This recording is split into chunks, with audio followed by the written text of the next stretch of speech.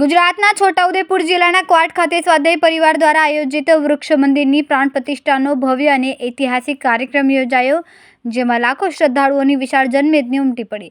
સ્વાધ્યાય પરિવારના પૂજ્ય પાંડુરંગ શાસ્ત્રી આઠવલે દાદાજીના ક્રાંતિકારી પ્રયોગરૂપ અંગીરા વૃક્ષ મંદિર તરીકે ઓળખાતું આ ક્વાટનું 28મું વૃક્ષ મંદિર વૈદિક મંત્રોચ્ચાર વચ્ચે પ્રાણ પ્રતિષ્ઠિત કરવામાં આવ્યું. હજારો બાલતરુઓની એક સાથે વૈદિક વિધિ સાથે પ્રાણ પ્રતિષ્ઠા કરવામાં આવી, જે સમગ્ર કાર્યક્રમનું મુખ્ય આકર્ષણ રહ્યું.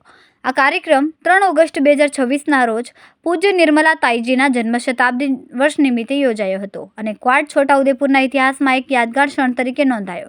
પૂજ્ય દીદીજીના પ્રેરણાદાયી પ્રવચનને સાંભળવા ઉપસ્થિત લાખો શ્રદ્ધાળુઓએ સંપૂર્ણ સ્વયંશિસ્ત સાથે એકાગ્રતાપૂર્વક કાર્યક્રમમાં ભાગ લીધો.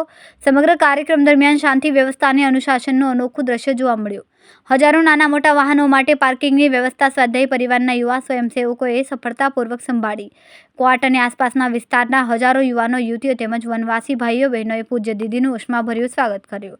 કાર્યક્રમની વિશેષતા એ રહી કે લાખો સભ્ય પોતાનો સમય, ટિફિન અને મુસાફરોની ટિકિટની વ્યવસ્થા સ્વખર્ચે કરીને ઉપસ્થિત રહ્યા. આયોજકોના જણાવ્યા મુજબ કોઈપણ પ્રકારના ભેદભાવ, પ્રચાર પ્રસાર અથવા સરકારી સહાય વિના 4 લાખથી વધુ વનવાસી ભાઈઓ બહેનોએ ઐતિહાસિક કાર્યક્રમમાં ભાગ લીધો. છોટાઉદેપુર પોલીસ અને કર્મચારીઓએ પણ સમગ્ર કાર્યક્રમ દરમિયાન જોવા મળેલી શિસ્ત અને સુવ્યવસ્થાની પ્રશંસા કરી. સાઉથ આફ્રિકાના સોશિયલ મીડિયાના ઇન્ટરનેશનલ ઇન્ડિયન રિપોર્ટર વિનય પટેલ, સત્યનો અવાજ ગુજરાતી ન્યૂઝ.